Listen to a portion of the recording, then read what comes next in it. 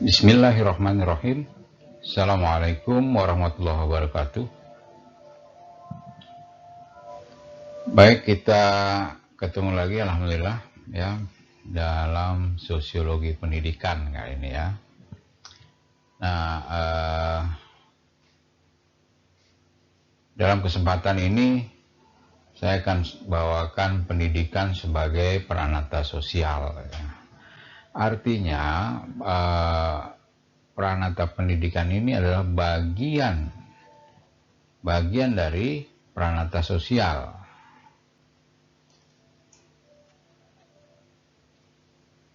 Kita pakai pointer dulu ya. Oke, baik. Peranata sosial ini bahasa Inggrisnya apa ya? Institution. Sebagai institusi gitu. Peranata ini institusi sosial, berarti social institution gitu kan. Yang dimaksud apa sih institusi sosial itu? Ya peranata kehidupan, institusi kehidupan. Artinya gini, manusia itu hidup atau sebagai makhluk sosial yang kehidupannya itu tergantung kepada manusia yang lain, baik pribadi maupun kelompok. Begitu juga peranata budaya, ini artinya sama sebetulnya. Hanya kalau ini kehidupan ini bendanya manusia dengan manusia yang lain. Peranata budaya ini kalau kita melihat dari sisi kata sifat ya, atau apa sih yang ada dalam diri manusia itu gitu. Baik secara pribadi maupun secara kelompok. Jadi budaya adalah hasil akal budi manusia ya, dalam rangka meningkatkan derajat kemanusiaannya. Itu. Jadi istilah peranata budaya, peranata kehidupan, peranata sosial ini pada intinya sama. Ada beberapa pendapat ya. Maaf. Peranata sosial adalah satu kesatuan yang terdiri atas kelompok-kelompok dan organisasi-organisasi dengan norma dan nilai-nilai yang berpusat di sekitar kebutuhan yang paling mendasar dari suatu masyarakat.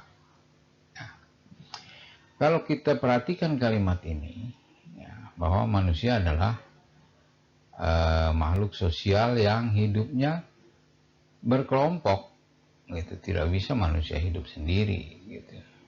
Walaupun dia berada di ruang angkasa sana sebagai astronot, gitu. Tapi sebetulnya mereka melakukan komunikasi dengan manusia-manusia lain di bumi, gitu kan. Nah, karena manusia itu sebagai makhluk yang berkelompok, maka diperlukan kerjasama, ya, kerjasama dalam sebuah organ-organ ya, jadi dia berorganisasi. Kelompok-kelompok ini mengorganisir diri gitu. Itu satu, kelompok-kelompok masyarakat yang terorganisir ya. Kemudian ada kata-kata dengan norma dan nilai-nilai. Norma ini semacam etika ya. Nilai-nilai ini juga etika tapi sudah mengarah pada aturan ya. Jadi sebuah peranata sosial itu selain ada kelompok-kelompok orang-orang, ada juga di sana norma-norma atau nilai atau juga aturan-aturan gitu yang berlaku baik secara universal sebagai manusia gitu, peri kemanusiaan gitu kan, juga aturan internal, aturan dari organisasi itu sendiri. yang berpusat di sekitar kebutuhan yang paling mendasar dari suatu masyarakat. Nah, yang mana aturan-aturan ini dibuat untuk memudahkan manusia untuk mencapai ya kebutuhan dasar hidupnya itu secara bersama-sama. Nah, itulah salah satu definisi dari Pranata sosial ya. Pranata sosial adalah suatu kelompok peran yang stabil yang dirancang untuk memenuhi kebutuhan sosial tertentu, gitu kan. Jadi seperti tadi ya, manusianya secara kelompok itu kalau bisa stabil gitu, jangan ada yang masuk keluar masuk, minggu ini banyak, minggu depan lagi berkurang lagi, baru lagi, itu jadi nggak stabil. Baik secara manusianya, aturannya juga begitu, aturannya harus stabil gitu, stabil, jadi tidak berubah-ubah, sudah disepakati ya sudah itu gitu, kecuali ada perkembangan-perkembangan tertentu yang menuntut pencapaian standar yang lain gitu, sehingga peraturan itu harus disesuaikan gitu kan. Jadi itu baru bisa berubah, tapi tidak terlalu sering peraturan itu berubah sesuai dengan keinginan pimpinannya gitu, tidak boleh ya. Jadi biasanya dirancang untuk perubahan dari stabilitas ini dalam kurun waktu tertentu, umpamanya institusi DPR gitu kan, mereka dipilih itu 5 tahun sekali gitu kan. 5 tahun sekali baru boleh ganti gitu. Kalau belum 5 tahun belum boleh ganti, kecuali ada tadi pelanggaran terhadap aturan-aturan gitu kan, atau ada masalah juga dengan manusianya gitu. Untuk apa sih? Ya untuk memenuhi kebutuhan sosial tertentu ya. Nah, salah satunya, ini bukan salah satu, tapi ada salah 3 ya. Yang pertama ini, contoh aja ini ya, misal ya, Pranata pendidikan yang tersusun dari status dan peran-peran yang diperlukan untuk kelangsungan komponen-komponen pengetahuan dan budaya dari suatu generasi ke generasi berikutnya. Kalau kita perhatikan kalimat ini, ya, kita sudah masuk ke Pranata pendidikan, ya kan?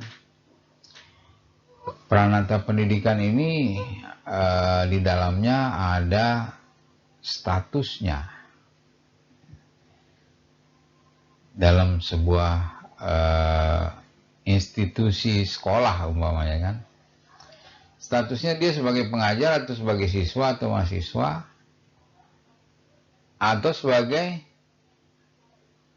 karyawan tata usaha atau yang lainnya gitu. Jadi ada status di situ, punya peran masing-masing juga gitu kan. Semua itu harus berjalan ya untuk kelangsungan komponen-komponen pengetahuan supaya transfer knowledge itu bisa terjamin gitu. Transfer pengetahuan dari pengajar ke yang diajar itu ya, atau peserta didik itu dapat berlangsung secara baik terus dari satu generasi ke generasi berikutnya gitu kan. Itu Pranata pendidikan. Ada lagi Pranata ekonomi gitu kan. Peranata ekonomi itu apa sih? Institusi yang menghasilkan dan mendistribusikan barang dan jasa. Umpamanya apa? Koperasi umpamanya. Koperasi, itu apa namanya, KWK tuh, angkot kan, Koperasi Wahana Kalpika, itu yang merah-merah tuh. Itu yang dihasilkan bukan mobilnya gitu, tapi jasa transportasinya buat masyarakat. Gitu. Ada institusi lain yang jasa ya, kayak Koperasi Simpan Pinjam atau perbankan, itu juga jasa keuangan. Gitu. Nah, yang berbentuk barang ini bisa manufaktur ya, perusahaan manufaktur, pabrik, gitu kan? Atau yang lebih kecil lagi, UMKM, gitu, yang mengerjakan produksi dengan cara manual ya, dengan teknologi yang belum tinggi lah gitu. Itu peranata ekonomi gitu. Di dalamnya ada kegiatan ekonomi, menghasilkan barang atau jasa dan mendistribusikannya gitu. Bukan hanya yang memproduksi barang dan jasa, tapi juga yang mendistribusikannya, termasuk pedagang di situ kan. Dan juga apa namanya, ada perusahaan-perusahaan ekspedisi atau kurir gitu. Kayak sekarang peranata ekonominya umpamanya pasar online gitu kan. Ada yang menghasilkan barang, ada yang menghasilkan jasa. Untuk mendistribusikannya ada kurir, jasa kurir gitu. Nah, itu sebuah institusi ekonomi atau peranata ekonomi. Nah, ada lagi peranata keluarga yang menghasilkan anggota-anggota baru untuk masyarakatnya.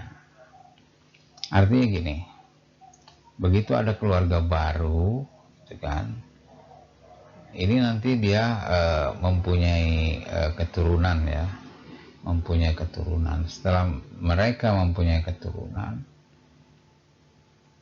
ada berlaku tadi ya, norma-norma dan nilai-nilai keluarga.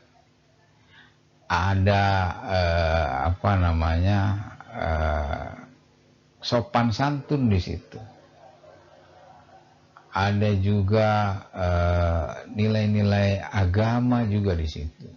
Menghargai orang tua, gitu kan, menyayangi anaknya atau adiknya, gitu kan.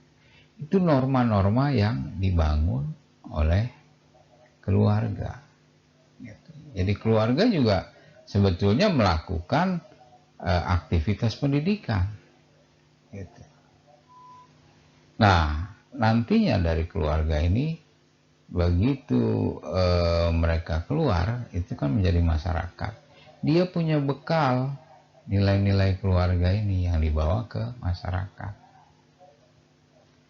Jadi walaupun peranata keluarga ini sebagai institusi ya, institusi yang terkecil dalam struktur sosial, tapi tetap saja di dalamnya berlaku norma-norma dan nilai-nilai gitu.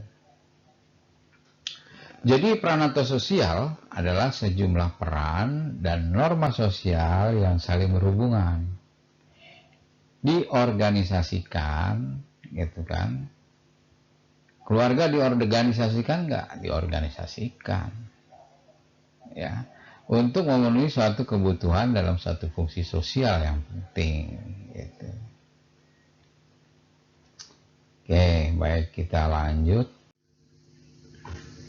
Nah, ini kalau menurut Kuncoro Ningrat, peranata sosial adalah suatu sistem peran dan norma yang saling terkait, beserta orang dan peralatan yang diperlukan, diorganisir sekitar pemenuhan kebutuhan atau fungsi sosial yang penting. Kira-kira sama sih ya dengan yang tadi gitu. Nah, berikutnya ada 5 komponen peranata sosial ya. Tadi yang pertama adalah norma, nilai atau aturan atau tata laku. Tentunya norma-normanya ini adalah norma yang baik. Jadi norma-norma itu atau nilai-nilai atau aturan-aturan itu ada aturan yang tertulis, ada juga yang tidak tertulis. Gitu.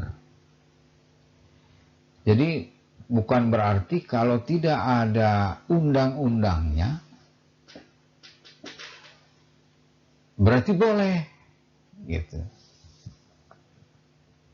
Jadi kalau jadi kita ada aturan-aturan tertulis, undang-undang beserta aturan turunan di bawahnya, tapi ada juga aturan yang tidak tertulis, ya. Berupa apa? Berupa tradisi, kebiasaan, gitu kan.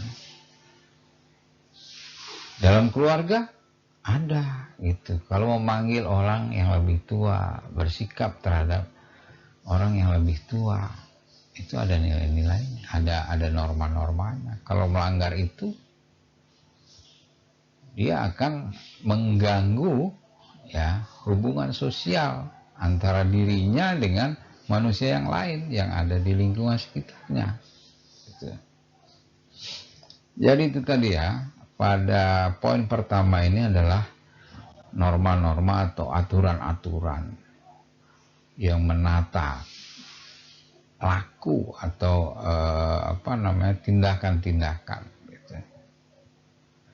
Jadi norma-norma itu norma yang tertulis, ada juga yang tidak tertulis. Itu intinya. Nah, komponen yang kedua dari peranata sosial itu harus punya tujuan atau fungsi sosial yang penting. Gitu. Nah, kalau peranata pendidikan ya, ini saya kutip dari pasal 3 Undang-Undang Nomor 20 Tahun 2003. Tujuan dan fungsi pendidikan dalam pasal 3 ya. Pendidikan nasional berfungsi mengembangkan kemampuan dan membentuk watak serta peradaban bangsa yang bermartabat dalam rangka mencerdaskan kehidupan bangsa. Bertujuan untuk mengembangkan potensi peserta didik agar menjadi manusia yang beriman dan bertakwa kepada Tuhan Yang Maha Esa, berakhlak mulia, sehat, berilmu, cakap, kreatif, mandiri, dan menjadi warga negara yang demokratis serta bertanggung jawab. Memang ini di tataran undang-undang ya, ini bahasanya begini gitu, bahasa di awang-awang ya. Nanti akan di breakdown lagi menjadi peraturan pemerintah, bisa jadi peraturan daerah, gitu kan. Turunannya banyak ke bawah, gitu. Ada perda, ada pergub, ada perbub, nanti ada lagi perpres, pergub, perbub, gitu. Belum lagi ada lagi nanti instruksi gitu juga. Itu juga bagian dari aturan-aturan gitu. Nah, biasanya yang di bawah itu aturan-aturan di bawah undang-undang itu sudah lebih jelas gitu. Menjabarkan umpamanya ini berfungsi mengembangkan kemampuan dan membentuk watak serta peradaban bangsa yang bermartabat. Mengembangkan kemampuan artinya apa gitu? Peserta didik itu setelah dia mengalami pendidikan di sebuah pranata pendidikan harus ada nilai kemampuan yang berkembang, pengetahuan yang berkembang, gitu. Watak juga harus baik. Nah, kira-kira begitu ya. Nanti pada peraturan di bawahnya ini lebih spesifik lagi pastinya. Tadi komponen pranata sosial, tujuan dan fungsi sosial tadi adalah penting gitu ya.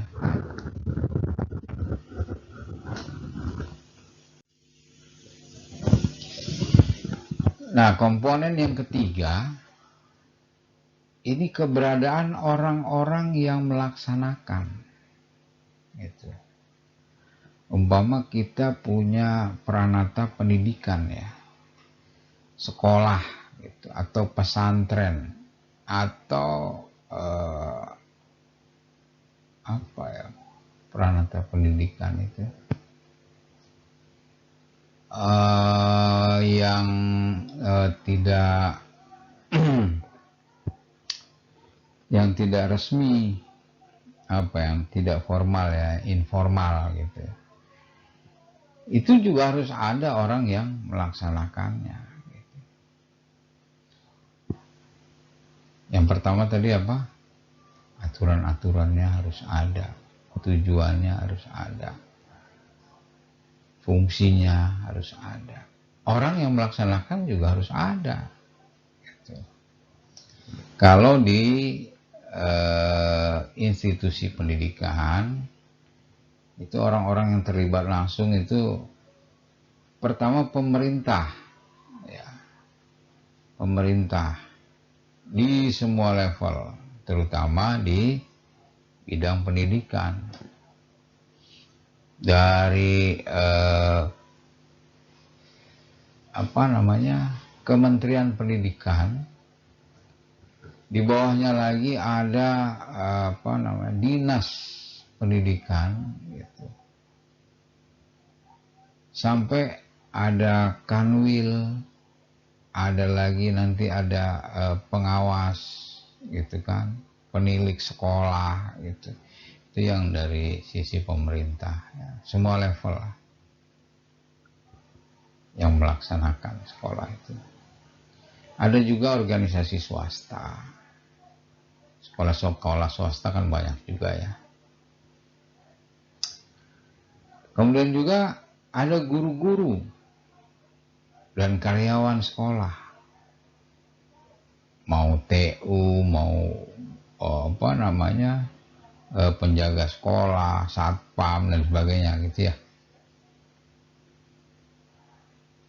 Juga institusi lain ini keluarga yang ada di masyarakat, gitu kan.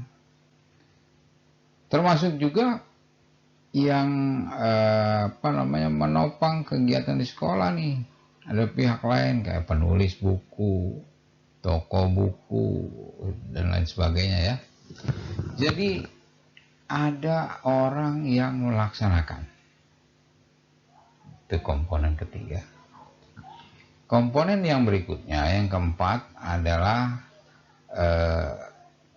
perilaku yang berpola. Ya. Dalam setiap institusi, tidak terkecuali institusi pendidikan, itu ada kelakuan yang berpola. Yang dimaksud apa sih perilaku berpola itu? Yaitu setiap orang yang terlibat dalam aktivitas pendidikan itu memiliki struktur dengan pola peran, baik vertikal atau horizontal gitu ya. Semua orang mempunyai status tertentu yang kepadanya diberi wewenang dan tanggung jawab, hak dan kewajiban untuk melakukan peran-perannya dalam melaksanakan tugasnya. Kalau di institusi pendidikan, seseorang itu statusnya apa sih? Apa dia sekolah, apa dia murid atau mahasiswa gitu. Atau dia guru, apa dosen, apa karyawan. Kok tiap hari keluar masuk di gedung sekolah itu gitu. Statusnya apa sih dia gitu kan. Jadi ada status, ada struktur juga gitu ya, polanya struktur. Nah, berpola artinya punya keteraturan susunan dan pengulangan-pengulangan dalam pelaksanaannya. Keteraturan susunan ya. Selain keteraturan susunan, ini juga keteraturan aktivitas. Gitu. Dibuatkan jadwal akademik umpamanya. Setiap 6 bulan sekali itu ada ujian akhir semester. Itu kan bagian dari pola juga ya. Gitu. Setiap tahun ada kenaikan kelas umpamanya. Itu juga pola gitu. Tadi ya, ada perilaku berpola di dalam institusi itu gitu. Nah, yang kelima atau yang terakhir ini adalah peralatan dan perlengkapan, atau bahasa ininya sarana dan prasarana gitu kan. Jenisnya bermacam ragam. Nah, setiap jenjang pendidikan ini mempersyaratkan tingkat kegunaan yang berbeda. Ya. Umpamanya sekolah TK gitu kan. Sekolah TK itu mensyaratkan dia punya alat bantu pendidikan itu apa aja, tentang huruf umpamanya kan, tentang angka gitu, tentang bentuk. Nah, jadi ada alat-alat peraga. Nah, itu menjadi syarat sebagai sebuah sekolah pada level taman kanak-kanak. Dengan level SD, sekolah dasar, itu sarana dan prasarananya sudah berbeda. Sarana fisik itu berupa bangunannya beda gitu kan. Perlengkapannya, prasarananya juga beda gitu. Karena kebutuhan untuk institusi itu beda juga gitu kan. Begitu juga di level berikutnya, SMP beda lagi, udah ada laboratorium gitu kan. SMA beda juga gitu. Jadi sesuai dengan klasifikasinya. Nah, itu tadi komponen-komponen dalam sebuah pranata sosial atau juga pranata pendidikan. Nah, yang berikutnya adalah hubungan pranata pendidikan dan pranata sosial lainnya. Ada 3 pertanyaan di sini pada bagian ini ya. Yang pertama adalah bagaimana pranata pendidikan itu dibutuhkan pranata sosial lain. Misal, ya, sebuah pranata pendidikan, katakanlah ini level SMA atau dia SMK lah gitu kan. Bagaimana pranata pendidikan yang bernama SMK ini dibutuhkan oleh pranata sosial yang lain gitu. Umpamanya industri otomotif, apakah yang dikerjakan, aktivitas yang diajarkan di SMK teknik otomotif yang sekarang ini masih dibutuhkan oleh umpamanya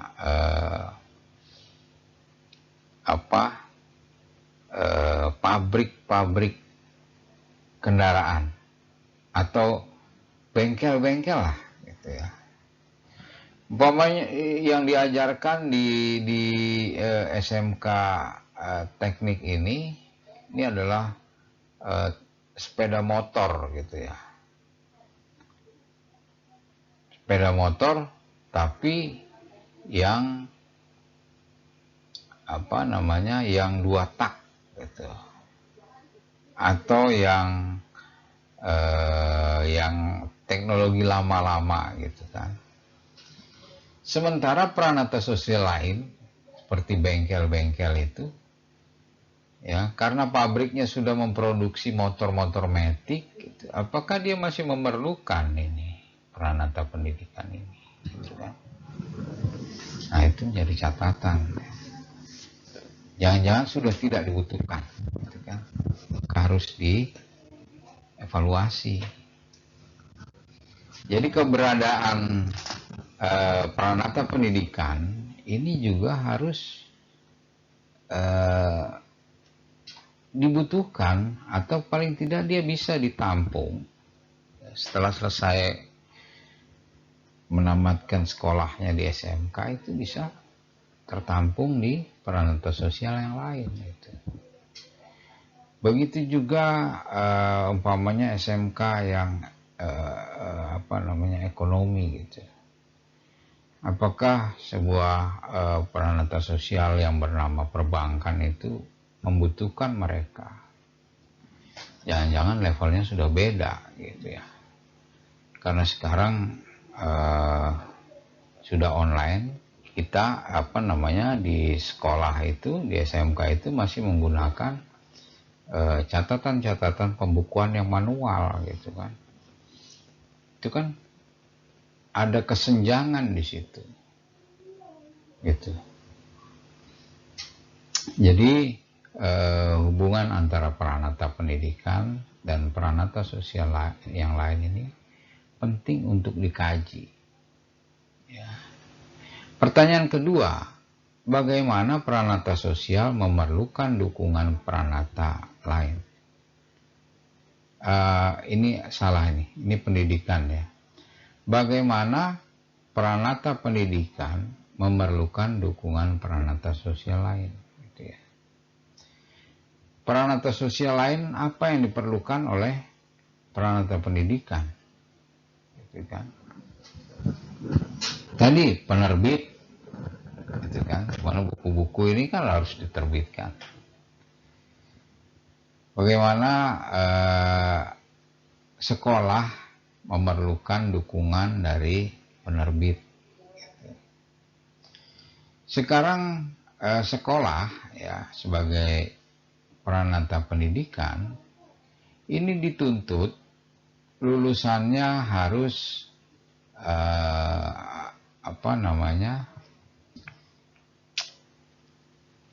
harus mengerti atau mahir menggunakan komputer gitu kan. Karena tuntutan peranata sosial lain di seberang sana itu harus mahir menggunakan komputer gitu. Artinya apa? Memerlukan dukungan dari peranata sosial yang lain gitu. Yang tadinya dari penerbit buku biasa gitu kan. Nah, sekarang dia perlu nih e-book umpamanya gitu kan. Perlu perangkat komputer, supplier komputer,